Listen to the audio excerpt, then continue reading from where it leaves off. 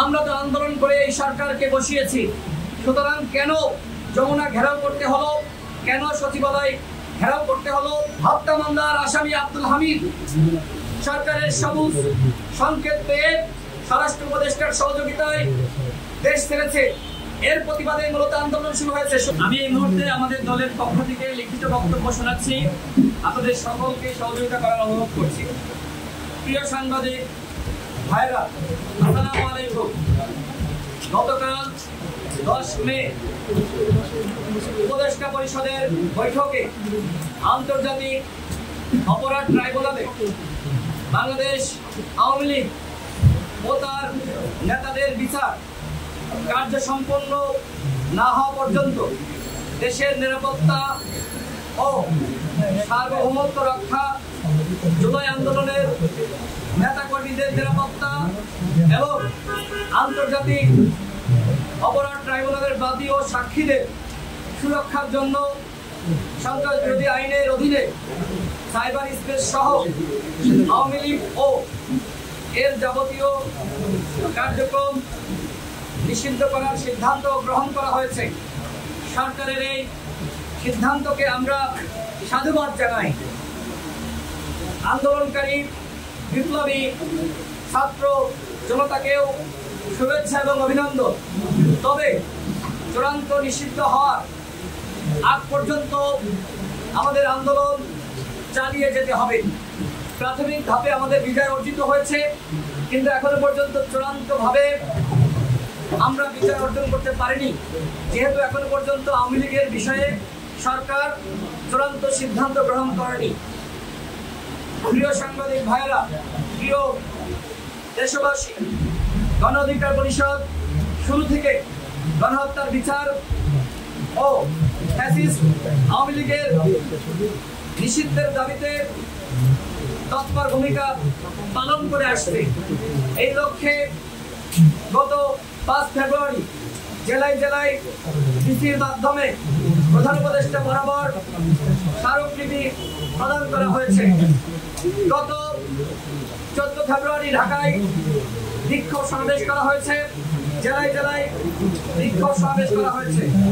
গত 22 মার্চে ঢাকায় গণ অধিকার পরিষদ গণস্বাক্ষর কর্মসূচি পালন করেছে এবং দেশব্যাপী এই কর্মসূচি পালিত হয়েছে।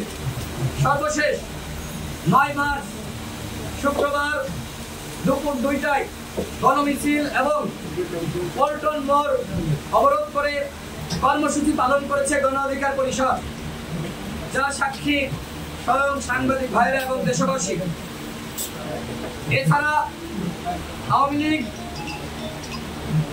দুঃখিত গত 9 মে শুক্রবার দুপুর 2টায় গণমিছিল এবং পল্টন মোড় অবরোধ করে কর্মসূচি পালন করেছে গণ অধিকার পরিষদ।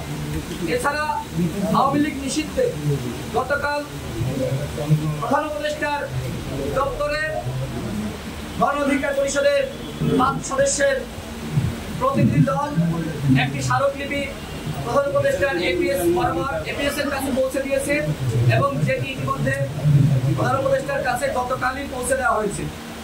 গণ অধিকার পরিষদ মনে করে গণহত্যার বিচার ও সংগঠন হিসেবে আওয়ামী লীগের বিচার না হলে এই গণঅভ্যুত্থান অসম্পূর্ণ থেকে যাবে। তবে সরকারের এই সিদ্ধান্ত জাতীয় সংলাপের মাধ্যমে রাজনৈতিক ঐক্যমতের ভিত্তিতে গৃহীত হলে দেশ বিদেশে আরো বেশি গ্রহণযোগ্যতা পেত। যেহেতু অন্তর্বর্তীকালীন সরকার গণঅভ্যুত্থানের সরকার, আন্দোলনের মাধ্যমে যে কোনো দাবি আদায় কিংবা রাস্তা অবরোধ করে যমুনা বা সচিবালয় ঘেরাও করে সরকারের জন্য এই ধরনের আন্দোলন অত্যন্ত বিব্রতকর। ঠিক একইভাবে জনগণের উপর সরকারের অনাস্থা প্রকাশ পায়।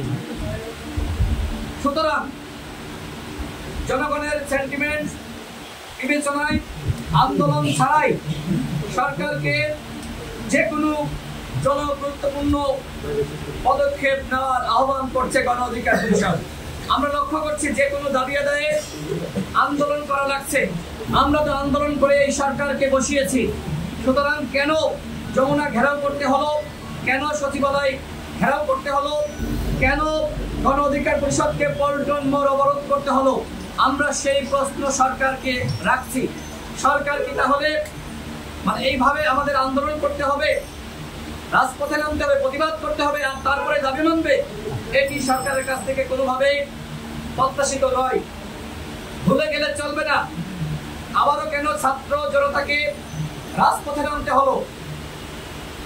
আপনারা জানেন গত 8 মে রাত 3:05 সরকারের গ্রিন সিগন্যাল পেয়ে দামি রাষ্ট্রপতির হত্যা মামলার আসামি আব্দুল হামিদ দেশ ছেড়েছে।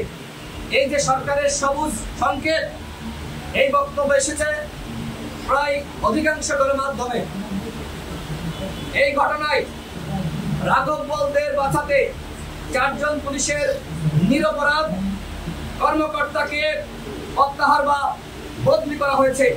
আমরা এই ঘটনার তীব্র নিন্দা এবং প্রতিবাদ জানাই এবং অনতিবিলম্বে তাদের বদলি আদেশ প্রত্যাহার করতে হবে এবং মুদর পিণ্ডি মুদর ঘাড়ে চাপানোর আওয়ামী চরিত্র থেকে সরকারকে বের হয়ে আসার আহ্বান জানাচ্ছে গণ অধিকার পরিষদ।